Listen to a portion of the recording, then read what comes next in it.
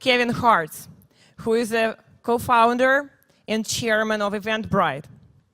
Now Kevin is a partner at the Founders Fund, an early stage and later stage investment fund with $3 billion under management, which invested in companies like Palantir, SpaceX, Facebook, Lyft, Asana, and Altschool. But Kevin's list of personal investments is terrific as well. So what should we name? Airbnb, PayPal, Pinterest, Trulia, Uber, and Yammer. And this is just a few companies. So Kevin, welcome. Our moderator is Leslie Hook, correspondent from the Financial Times. Thank you, Anna. Hello and good afternoon. With that introduction, I think I don't need to introduce Kevin any further, but I'd like to just begin by asking about your recent change. You are the newest partner at Founders Fund. You joined in September. So now you're sort of on the opposite side of the table after being a serial entrepreneur. And why did you make that change? Well, I'd been at Eventbrite for over 10 years, and I've moved into the executive chairperson role, and a lot of that was, I felt that one of my co-founders, who also happens to be my wife, Julia, it was really her time to be CEO. I felt that, or we all felt that she was, it was almost like day zero for her. So did you guys have a deal? Like, I'm going to hand it over to you at a certain point? It was never set from beginning on. We were always very flexible in our roles, and it just became a very natural transition. I think that the lesson here is with all startups is that you want to have these kind of transition or these plans in place, or just think about how things can shift. And I think it's a testament to Julia's talents and the strength of the team that she has done wonderfully. I like to think of Eventbrite finally being under competent management, and that she is in her first full quarter of Q1 as CEO. The business is profitable, so that's wonderful, and the business has actually reaccelerated in growth. And so, were you sort of thinking, I'm tired of being an entrepreneur, time to be an investor now? I mean. I'm so torn. It's such a wonderful thing being part of a really tight team at a startup, at a company where you're working night and day. There's always some type of emergency, and it's very different from the investing side. However, they're kind of complementary goods, I would say. There's the investment side is very exciting, and the level of intellectual like stimulation, the great founders I get to meet every day is very different from operating a business, but a wonderful complement to what I was doing before. Now here in the room, I think we probably have a lot of founders, and raise your hand if you're a founder, an entrepreneur. All right, so Kevin, what advice do you have? What are the 2 or 3 points that you would say you've gleaned in your that you like to give to sort of early stage entrepreneurs? Yes. Well, I think that if I think of my parents' generation, the track, there's this notion of a track of following like a safe course, a safe path. Mm-hmm. And in my parents' generation, it was to become a doctor or a lawyer. My father was an attorney for many years and loved the practice. My generation was more investment banking and consulting, like McKinsey. And today, the track is actually the mainstream is becoming a company founder. And so, what that means, I think it's wonderful in the sense that we have that this is no longer this kind of odd niche area. But also, you just really need to make sure you're in it for the right reasons, and that what you're doing is something truly unique.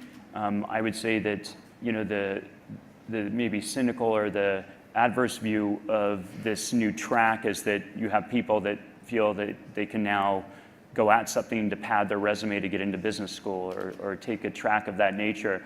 And so really, are you ready to take this jump? Do you have the right colleagues, partners to do it with? And are you really willing to do something different and impactful? So really ensuring that your motivations are there to do this. And that's what we look for at Founders Fund. So don't just do this to pad your resume. So how was one of your first groups was called Connect Group. That was Connect your Group, first yes. Startup. How did you come down this path and avoid this sort of doctor, lawyer, consultant? I guess I joke that maybe I was unemployable, and so that starting a company was maybe my only option.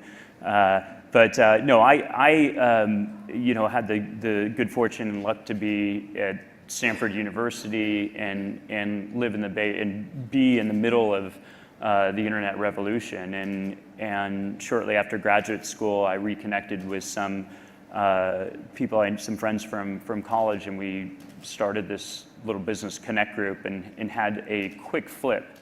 And it was, we didn't build an enduring business, but it did give a little bit of liquidity that then actually when I reconnected with Peter Thiel and when he came back to the Valley, got involved as an investor in PayPal. Mm-hmm, mm-hmm. And you were also founder of Zoom, of course, which had a close relationship with PayPal. Subsequently, many years later, was acquired by PayPal. How did that come about? Yeah, well, Leslie, it's I think that the lesson from that is that we were looking, or when we were starting Zoom, it was really on the thesis of building upon a platform. So today we think of Stripe as a platform to build applications at top. In those days, we were actually, my co-founder Alan Braverman and I from Zoom, we saw PayPal as a payments OS, and that its first incarnation was in auctions, and they were seeing quite a bit of success in empowering the payments and payments between merchants and consumers on the eBay marketplace. And we saw remittances as a new payment application, and we were the first developers on their API. In fact, I knew someone named Dave McClure and had referred him over to David Sachs, and he became head of the developer program. So it was a little inside baseball there. And Dave McClure and Dave Sachs helped open up this API, and in our thesis was that payments on the internet will be very big, and it will grow. And we're going to go after this area that Western Union dominated at the time. And Western Union, if you're familiar, is this big, lumbering, horrible monopolist at the time that just charged egregious fees to immigrants, and we felt took advantage of immigrants. And so we were very excited to go after that market and provide something better, cheaper, faster. And then your subsequent business was quite different, Eventbrite, sort of different sector, and you co-founded it with your wife, who you just mentioned. What was it like in the early days of running a startup together with your partner? Well, first to your earlier point, it was very different, Eventbrite and ticketing, but it is a transactional platform. In the case of Zoom, we help somebody send money back to their family overseas, whether in Mexico or to the Philippines or India, and we take a small fee. In the case of Eventbrite, we help sell a ticket. We help our merchants or event hosts sell a ticket, and we take a fee as well. And so, our thesis was, again, to this point of PayPal as a platform. We started entirely on PayPal and used that to kind of ride our growth early on. But again, it had this similar thesis. Starting in the earlier days, it was really the three of us for over 2 years. So we kind of toiled in obscurity for quite... The three of you being... Julia, myself, and Renaud Visage, our third co-founder. Unfortunately, Renaud he's our CTO and remains our CTO today.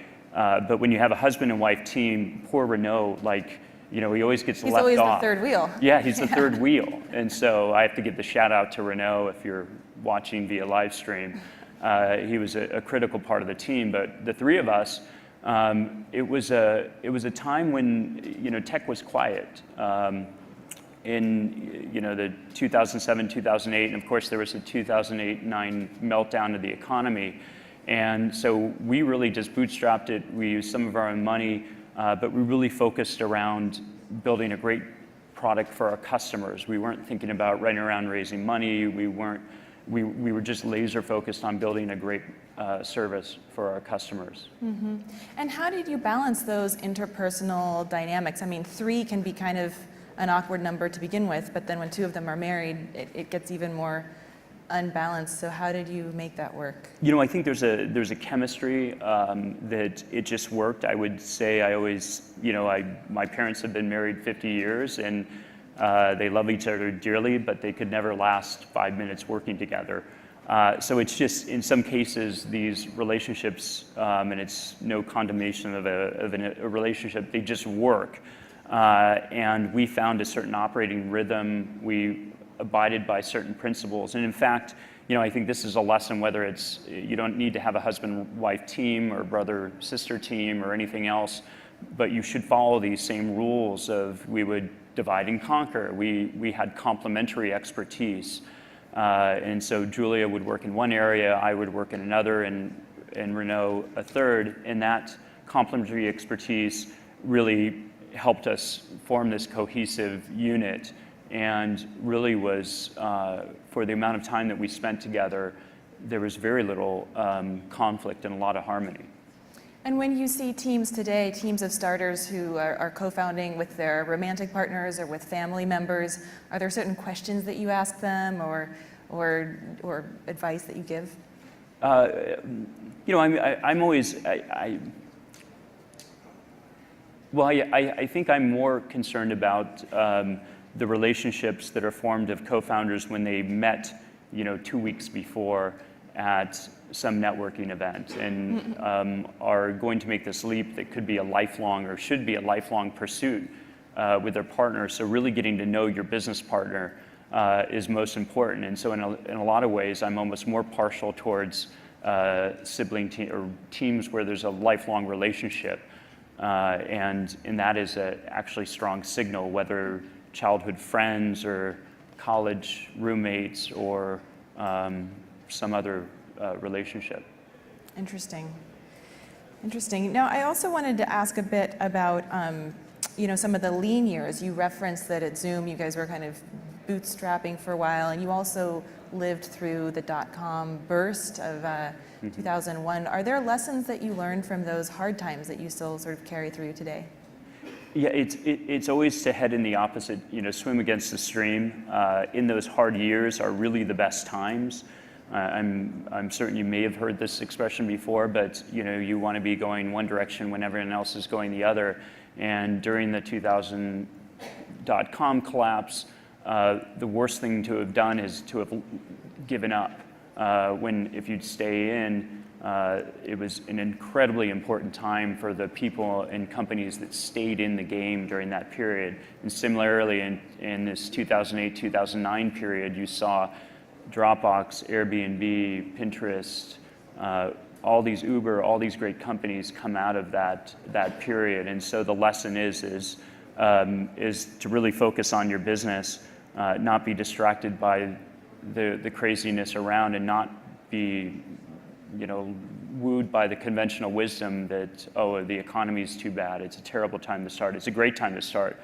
I had the good opportunity to I wrote the first check in Trulia, and that is a real estate company, and they were just getting going when the residential real estate market absolutely collapsed. But it turned out to be great growth years. Competition dissipated, and the movement online was just beginning. And so you could say that the real estate industry shrunk from tens of billions, to 40 or 50% lower. But if you're a small company growing into that, you're actually capturing and growing quite fast within there. And looking at the P&L of Facebook or Google or others, you saw these were great growth opportunities, markets consolidation opportunities for those companies. And how do you know, you founded companies, you've also left them. How do you know when it's the right moment to step back or to step away from a company that you've been, devoted to for years? You were at Eventbrite, I think, for more than a decade. Yeah, it's a hard question. In some cases, you don't have much of a choice. Zoom was a little more contentious in stepping back to a board role. That was in 2005 you became... I moved onto the board of Zoom from being CEO.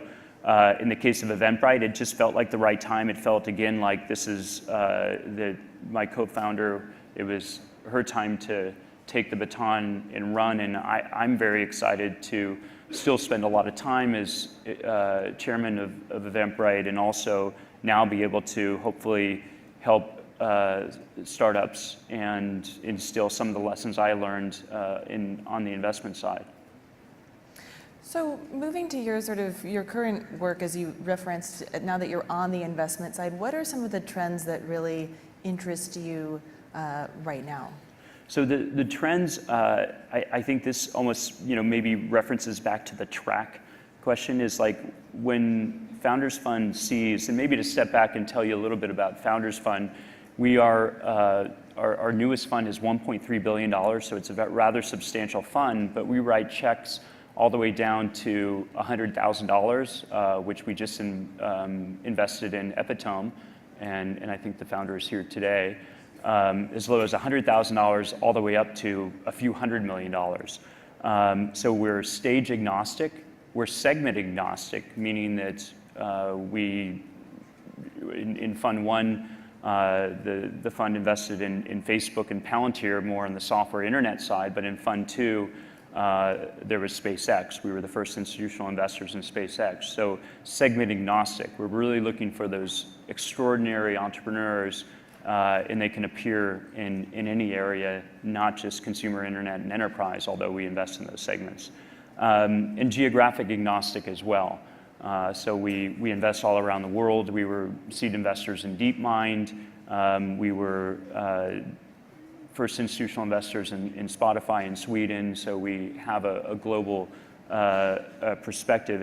And the point here is that we don't look at segments. We really look at founders, and we look for things that are yet to be defined. If I think about again, having the good luck of being involved in Airbnb at the seed level, that was not an investment in some type of thesis of a sharing economy or what's become, what seems to be a very obvious segment or trend.